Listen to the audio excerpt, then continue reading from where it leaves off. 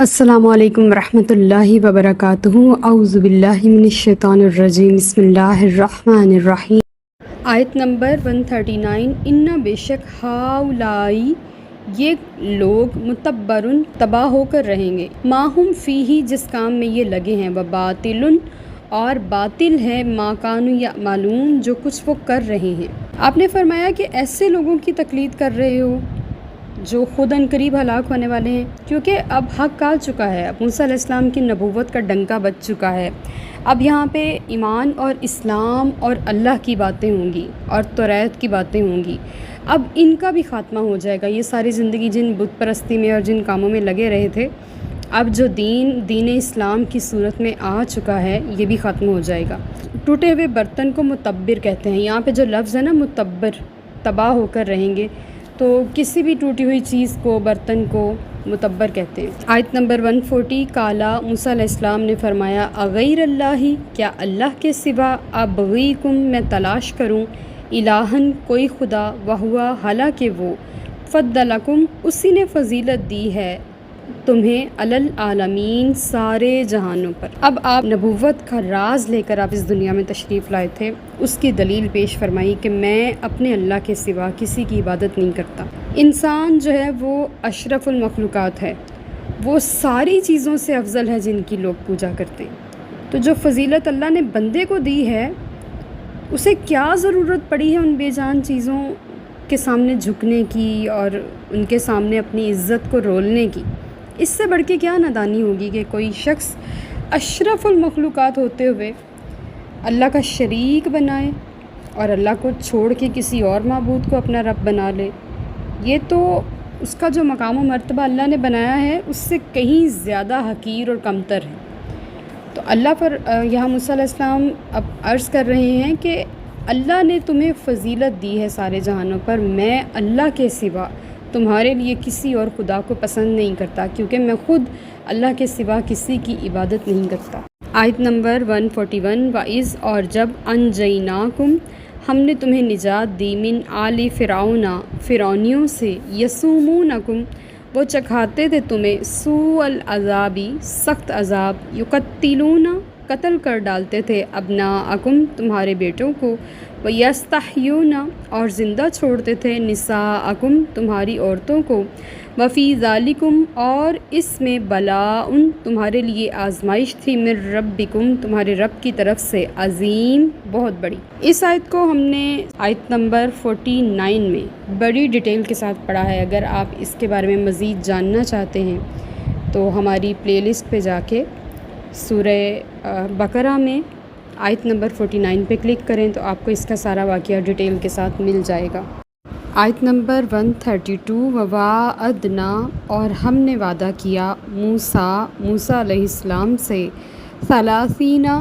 30 لیلۃً رات کا، وَأَتْمَمْنَاهَا اور مکمل کیا، بِعَشْرٍ اسے 10 راتیں مزید، فَتَمَّ تو پوری ہو گئی، میقات ربہ اس کے رب کی میعاد، 40 لیلۃً 40 راتیں، وقالا اور کہا موسیٰ علیہ السلام نے، لأخیہ اپنے بھائی ہارون علیہ السلام سے، اخلفنی میرا نائب رہنا، فی قومی میری قوم میں، وأصلح اور اصلاح کرتے رہنا، ولا تتبع اور مت چلنا، سبیل المفسدین فسادیوں کے راستے پر۔ اس کے بعد اللہ پاک نے حضرت موسیٰ علیہ السلام کو بنی اسرائیل سے نجات عطا فرما کے وادی سینا عطا فرمایا، اور مصر میں آپ اپنی قوم کے ساتھ آزادی کے ساتھ رہنے لگ گئے۔ تو اس وقت اللہ پاک نے انہیں فرمایا تھا کہ میں آپ کو ایک ایسی کتاب دوں گا جس میں زندگی کے ہر شعبے کے لیے ہدایات ہوں گی، اور یہ پہلی بار ہو رہا تھا کہ کتاب نازل ہو رہی تھی۔ اللہ پاک نے آپ کو کتاب عطا فرمانے کے لیے کوہ طور پہ طلب کیا اور انہیں حکم دیا کہ 30 دن تک آپ نے دن میں روزہ اور رات میں عبادت کرنی ہے، اور پھر اس کے بعد آپ کو کتاب عطا فرمائی جائے گی۔ اب اللہ پاک نے فرشتوں کے ذریعے سے ان کے لیے جنت سے ایک کرسی بھیجی، اور آپ کو فرمایا گیا کہ اپنے نالین اتار کے اس کرسی پر بیٹھیے اور مجھ سے مناجات کیجیے۔ تو آپ 30 दिन तक उस कुर्सी पर बैठे और अल्लाह पाक की बारगाह में हाज़री देते रहे और इल्तिजाएं करते रहे, मनाजात, दुआएं, और अपने रब को मनाते रहे। और जब 30 दिन पूरे हो गए और आपका अपने रब से मुलाकात का वक्त आया, तो जब मुलाकात का वक्त होता है तो 40 किलोमीटर तक कोहे तूर के चारों इतराफ़ से चींटियाँ तक भी गायब हो जाती थी, क्योंकि वो अल्लाह के अंगार तजल्लियात को बर्दाश्त करने की सलाहियत नहीं रखती थी। लोग तो बहुत दूर रह गए, चींटियाँ तक भी। फिर आपने अब देखा कि मैंने 30 दिन रोज़े रखे हैं, तो मेरे मुंह से रोज़ा मुसलसल रखने से बू आ रही है। तो आपने मिसवाक की और अपने मुंह की बदबू को दूर करने के लिए अपने रब की बारगाह में पेश हुए। तो अल्लाह पाक ने फरमाया कि ए मूसा, आपने मिसवाक क्यों की है? तो कहने लगे, मौला आपसे मुलाकात के लिए मुझे अच्छा नहीं लगा कि मेरे मुंह से बदबू आए। तो अल्लाह पाक ने फरमाया कि ए मूसा, रोज़ेदार की मुंह की बदबू मुझे मुश्क और अंबर से ज़्यादा पसंदीदा है। अब आपने जो मुझसे पूछे बग़ैर इफ्तारी की है, तो आप 10 रोज़े और रखिए। तो जब आपने 10 रोज़े और रखे तो वो 10 मुहर्रमुल हराम का दिन आ गया था, और फिर आपने 40 रोज़े रखे। और इस तरह जो औलिया किराम चिल्ला काटते हैं, या जो हमारे यहाँ एक 40वें का तसव्वुर है या छिले का 40 रोज़ा तसव्वुर है, तो वो यहीं से निकलता है। और बहुत सारे जो गलत कारियों में मुलव्विस लोग भी हैं, वो भी 40 दिनों का हिसाब रखते हैं। गलत कारी मीन्स जो कि सिफली उलूम करते हैं, या काले उलूम, या जादू, या इस तरह की चीज़ें, वो भी इस चीज़ को फोकस करते हैं। तो असल में ये 40 हमें यहाँ से मिलते हैं। तो हज़रत मूसा अलैहिस्सलाम ने पीछे से अपने भाई, यानी कि ये आपके चचा साथ भाई थे, आपके कज़न थे, आपसे उम्र में 3 साल बड़े थे, लेकिन मर्तबे में चूँकि आपसे कम थे, इसलिए आपके मुती और फरमाबरदार थे। और आपसे कहा था कि मेरी कौम की इस्लाह करते रहना और कभी भी फ़साद करने वालों के रास्ते पर ना चलना, और ये ना हो कि कोई ये समझे कि मूसा नहीं है, बल्कि आप मेरे कायम मकाम, मेरे नाइब बन के इनके दरमियान मौजूद रहना। आयत नंबर 143, वलम्मा, और जब जा आए मूसा अलैहिस्सलाम लीमीकातिना, हमारी मुलाकात के लिए मुकर्रर वक्त पर, वकल्लमहु, और कलाम किया रब्बुहु, उनसे उनके रब ने, काला, तो अर्ज़ की, रब्बी, ए मेरे रब, आरिनी, मुझे दिखा, अंजुर, मैं देखना चाहता हूँ, इलैका, आपको।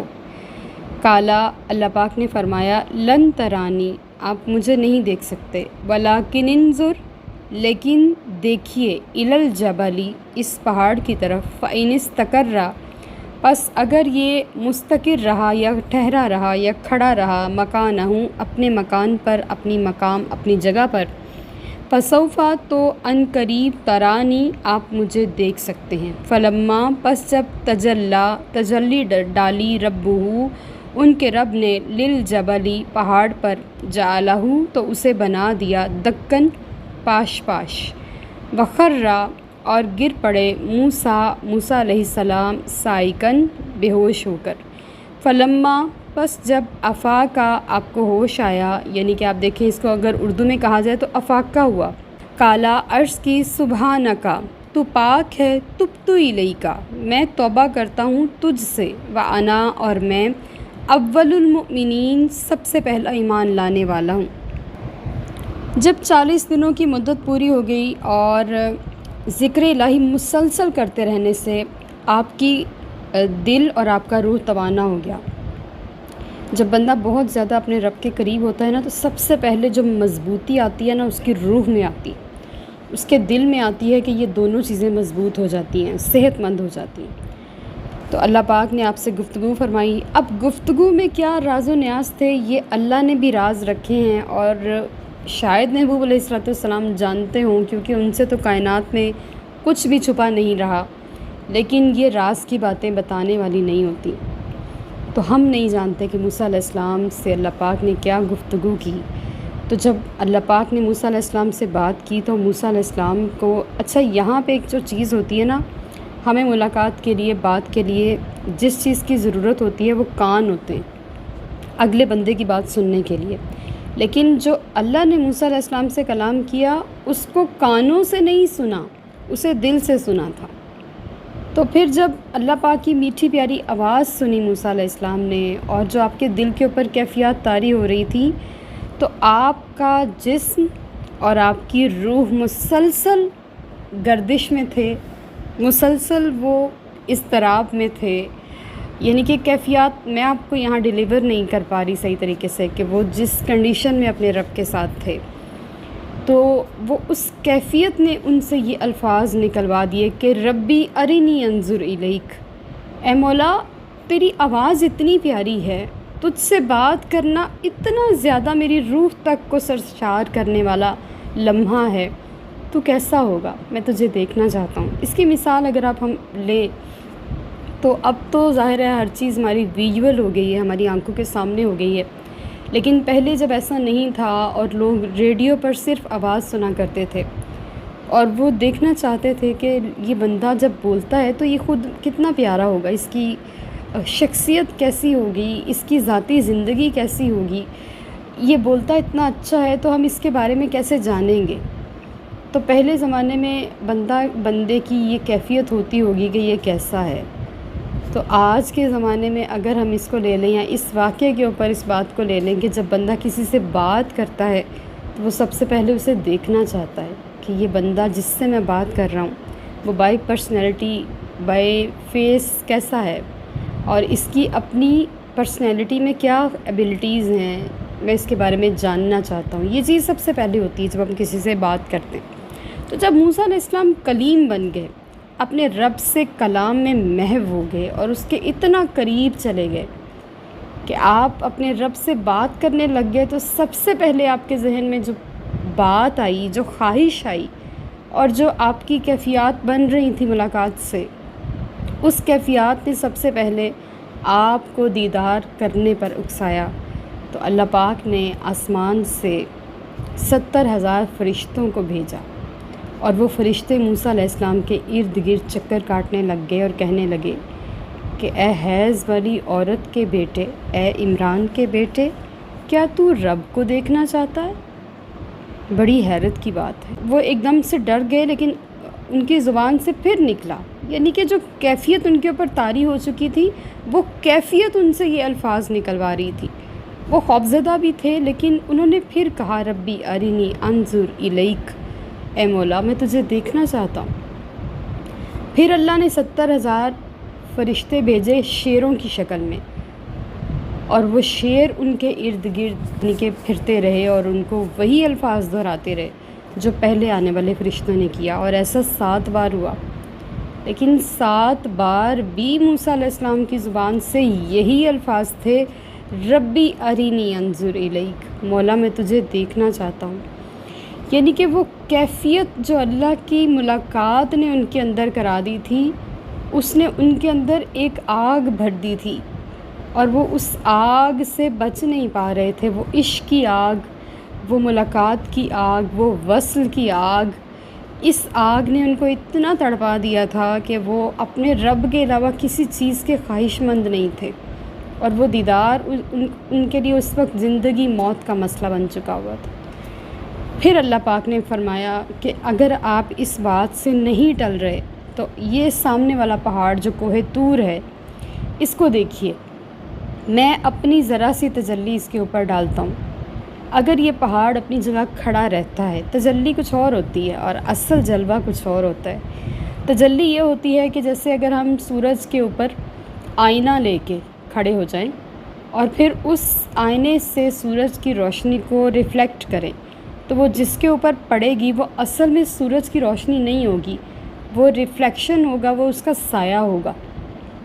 تو وہ تجلی ہوتی ہے، سمجھ لیں۔ میں ایک مثال دے رہی ہوں، اللہ پاک نے اپنا ڈائریکٹ جلوہ نہیں دکھایا تھا اس پہاڑ کو، بلکہ ایک تجلی دکھائی تھی، اور وہ تجلی جب پہاڑ کے اوپر پڑی تو آپ نے صرف اس تجلی کا مظاہرہ کیا تھا، نظارہ کیا تھا، اور آپ خود اپنی جگہ پر کھڑے نہیں رہے۔ وہ پہاڑ تو جل کے راکھ ہو ہی گیا، اس نے رب کو دیکھ لیا یا اس کی تجلی یا اس کا نظارہ یا جو بھی دیکھا، کائنات میں ایک وہی مقام ہے جس نے اپنے رب کو دیکھا، تو پھر آپ بے ہوش ہو گئے، آپ سے خود اپنا آپ اس تجلی کو دیکھ کر سنبھالا نہیں گیا۔ پہلے جو کیفیات اندر بنی ہوئی تھی آپ کو دیکھنے کی، اور وہ جو ایک سر پہ سودا سا سوار ہو گیا تھا، اور جب وہ کیفیت اس تجلی کو دیکھ لی تو وہ جو سودا تھا وہ ٹھہر گیا، اور کچھ عرصہ گزرا اور آپ بے ہوشی کی حالت میں وہاں پڑے رہے۔ لیکن جب آپ کو اللہ پاک نے افاقہ دیا، آپ ہوش میں آئے، تو سب سے پہلے آپ کی زبان اقدس سے جو الفاظ نکلے وہ یہ تھے، وَأَنَا أَوَّلُ الْمُؤْمِنِينَ، میں سب سے پہلا مومن ہوں۔ مومن وہ ہوتا ہے جو دیکھ کر ایمان لے آئے، یعنی کہ موسیٰ علیہ السلام نے دیکھ لیا۔ مسلمان وہ ہوتا ہے جو کلمہ پڑھ لے، لیکن مومن وہ ہوتا ہے جو دیکھ لے۔ آپ نے دیکھ لیا اور آپ نے کہا کہ آج سے میں مومن ہوں۔ اب یہاں پہ کچھ چیزیں ایسی ہیں جن کو ضرور بیان کرنا چاہیے تاکہ کچھ ابہام باقی نہ رہیں۔ بعض لوگ یہ خیال کرتے ہیں کہ اللہ کا نظارہ نہیں کیا جا سکتا، یہ قرآن کی آیت کہتی ہے لن ترانی۔ آپ یہاں دیکھیں کہ علامہ بیضاوی نے کہا ہے کہ آرینی کے دو معنی ہیں، ایک تو یہ ہے کہ مجھے اپنے دیکھنے کی قدرت عطا فرما تاکہ میں تجھے دیکھ سکوں، اور دوسرا یہ ہے کہ خود حجابات عظمت کو سرکا دے تاکہ چشم شوق لطف دید حاصل کر سکے، یعنی کہ اپنا جلوہ دکھا دے۔ اور پھر یہ نہیں فرمایا اللہ پاک نے کہ لن ارا، کہ تو میں نہیں دیکھا جا سکتا۔ جیسے بعض لوگ یہ کہتے ہیں نا کہ نبی کریم صلی اللہ علیہ وسلم نے معراج کی رات رب کو نہیں دیکھا، بلکہ اللہ نے فرمایا کہ لن ترانی، اے موسیٰ آپ مجھے نہیں دیکھ سکتے، یعنی کہ مجھے دیکھا جا سکتا ہے، لیکن مازاغ کی جو نگاہیں ہیں نا وہ چاہیے، حضور کی نگاہیں چاہیے۔ یعنی کہ جیسے ہمارا الحمدللہ کریم یہ عقیدہ ہے کہ نبی کریم صلی اللہ علیہ وسلم نے اللہ کو دیکھا، اور سورہ نجم جو ہے وہ مکمل اس بات کی تائید کرتی ہے۔ انشاءاللہ زندگی اور صحت سلامت رہی تو ہم وہاں تک پہنچیں گے، اور پھر اس کی ساری ڈیٹیل بھی بیان ہوگی کہ کس طرح سے اللہ پاک نے اپنے محبوب علیہ السلام کو اپنا جلوہ دکھایا، اور یہاں پہ حضور نے خواہش ظاہر نہیں کی تھی، یہاں پہ رب کی خواہش تھی اپنے محبوب سے ملاقات کی، اور یہاں موسیٰ علیہ السلام کی خواہش تھی اپنے رب سے ملاقات کرنے کی۔ بس یہی کلیم اور حبیب کے مقام میں فرق ہے۔ وہ جو کوہ طور تھا وہ بالکل ایک فلک بوس پہاڑ تھا، لیکن جب اس نے وہ تجلی دیکھی نا تو وہ جل کے سیاہ ہوا اور ریزہ ریزہ ہو گیا۔ جب حضرت موسیٰ علیہ السلام نے یہ پرہیبت منظر دیکھا تو اس پرہیبت منظر کی وجہ سے وہ بے ہوش ہو کے گرے۔ جب انہیں ہوش آیا تو اپنے سوال پہ آپ نے معذرت کی تھی، کیونکہ یہ اللہ کے اذن کے بغیر تھا، اور وہ اللہ کے جتنے قریب پہنچ چکے تھے اللہ کی اجازت کے بغیر سوال نہیں کر سکتے تھے، لیکن آپ نے کیا کیونکہ آپ کی کیفیات آپ کی اپنی سمجھ سے باہر تھی۔ جو انا اول المؤمنین ہے، اس کا معنی یہ بھی ہے کہ میں اپنی امت کے مومنوں میں سب سے پہلے ایمان لانے والا ہوں۔ وما علینا الا البلاغ المبین۔ Like, subscribe and share.